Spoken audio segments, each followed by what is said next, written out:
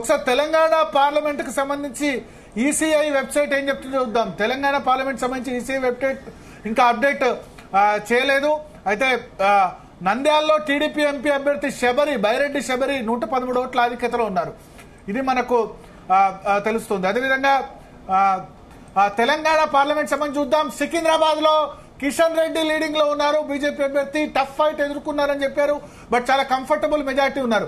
ఇక postal ballot లో ఆదిలాబాద్ లోక్సభ స్థానంలో బీజేపీ అభ్యర్థి గోడెన్ నగేష్ చాలా ముందంజలో ఉన్నారు. ఖమ్మం కౌంటీ కేంద్రం నుంచి రామ నాగేశ్వరరావు వెళ్లిపోయారు. ఎందుకంటే ఖమ్మంలో థర్డ్ ప్లేస్ లో మనకు టీఆర్ఎస్ కనబడుతోంది. తొలి రౌండ్ లోనే కాంగ్రెస్ పార్టీకి 19,000 లీడ్లు వచ్చాయి.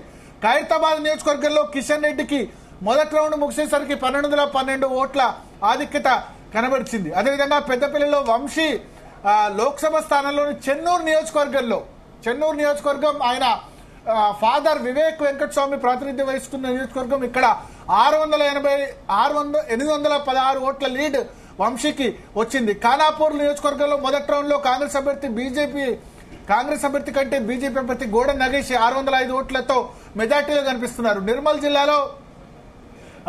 నిర్మల్లో బీజేపీ ఆధిక్యం 1117 ఓట్లు. సో గోడెన్ నగేష్ కు ఆదిలాబాద్ పార్లమెంట్ లో నిర్మల్, ఖానాపూర్ అన్ని చోట్ల కూడా మెజార్టీ కనబడుతుంది.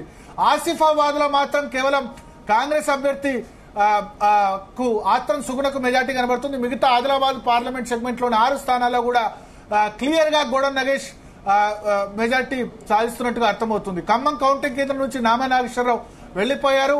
సిర్పూర్ నియోజకవర్గంలో కూడా ఆదిలాబాద్ పార్లమెంట్ సంబంధించి బీజేపీ లీడింగ్ లో మనకు కనబడుతుంది.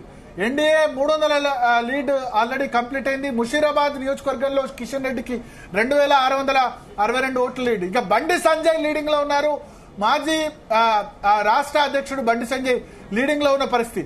అయితే నాంపల్లి నియోజకవర్గంలో చాలా సర్ప్రైజింగ్ రిజల్ట్ మనకు కనబడుతుంది. మొదటి రౌండ్ లో కాంగ్రెస్ అభ్యర్థి లీడింగ్ లో ఉన్నారు. నాంపల్లి అసెంబ్లీకి సంబంధించి ఇక్కడ 356 ఓట్లతో కాంగ్రెస్ అభ్యర్థి ముందంజలో ఉన్నారు. సికింద్రాబాద్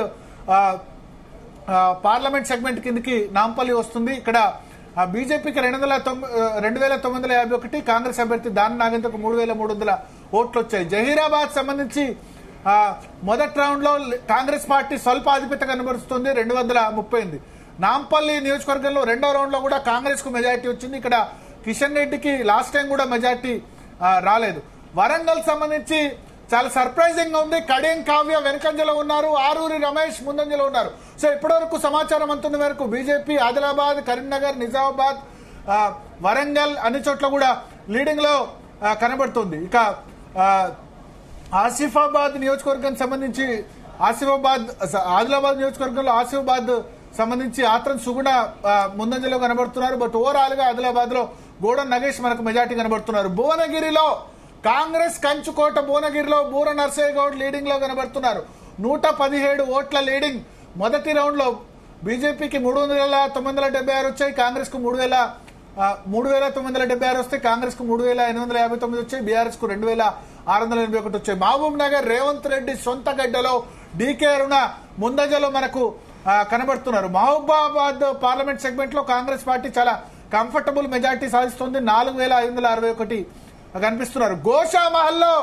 గోషామహల్ రాజాసింగ్ కంచుకోట ఇక్కడ మాధవీలతకు మనకు లీడింగ్ కనబడుతుంది. మాధవీలత 7936 ఓట్లు బీజేపీకి వస్తే మజ్లిస్ కు 601 ఓట్లు వచ్చాయి, కాంగ్రెస్ పార్టీకి 307 ఓట్లు మాత్రమే వచ్చాయి, బీఆర్ఎస్ కు 317 ఓట్లు వచ్చాయి. గోషామహల్.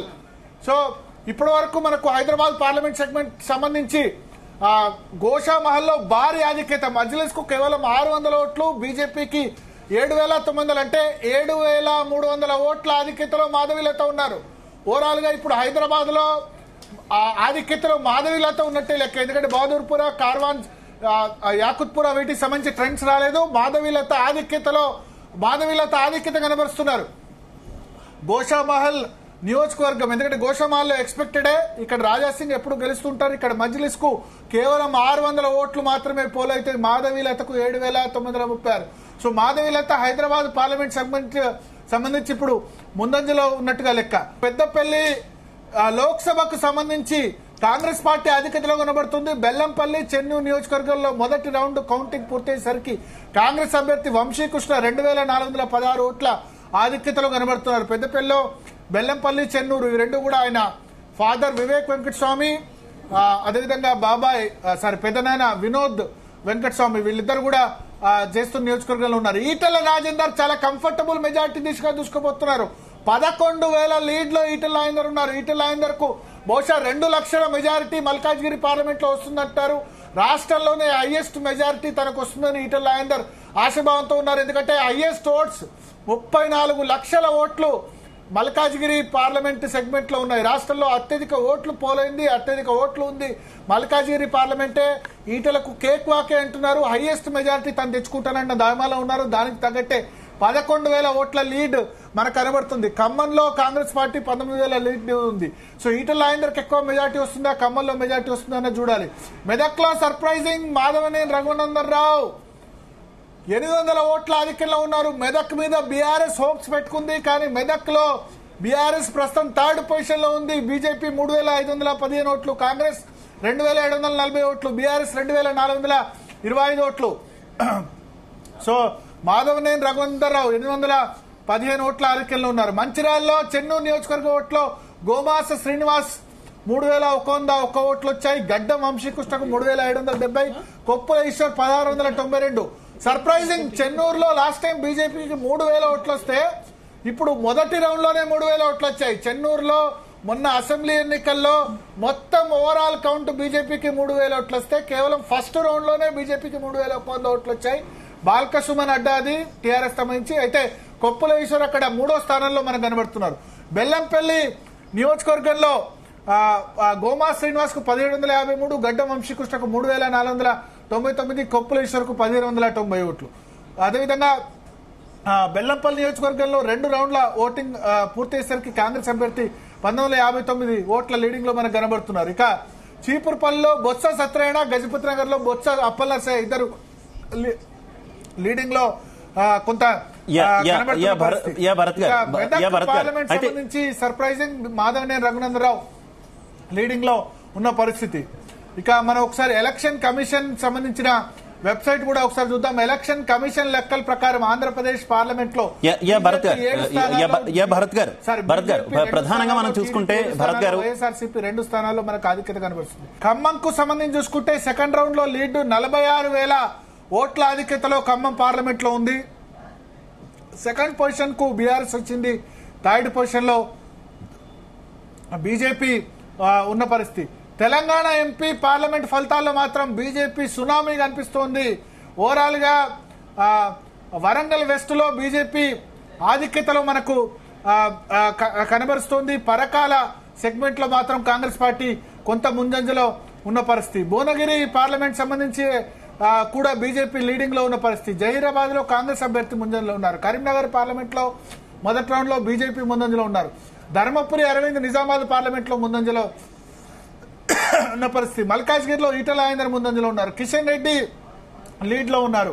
అదేవిధంగా హైదరాబాద్ పార్లమెంట్ సెగ్మెంట్ నుంచి మాధవీలత లీడింగ్ లో ఉన్నారు. గోషామాల్ సెగ్మెంట్ లో భారీ మెజార్టీ ఆమెకు ముందంజలో ఉన్న పరిస్థితి. నల్గొండలో కాంగ్రెస్ పార్టీ భారీ ఆధిక్యత కనబడుతుంది. 35,000 ఓట్ల లీడ్ లో కాంగ్రెస్ అభ్యర్థి రఘువీర్ రెడ్డి కనబడుతున్నారు.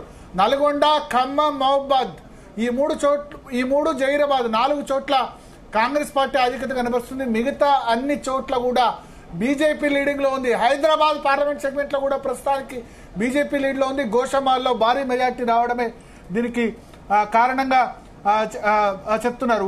యాకుత్పురాలో సర్ప్రైజింగ్ రిజల్ట్.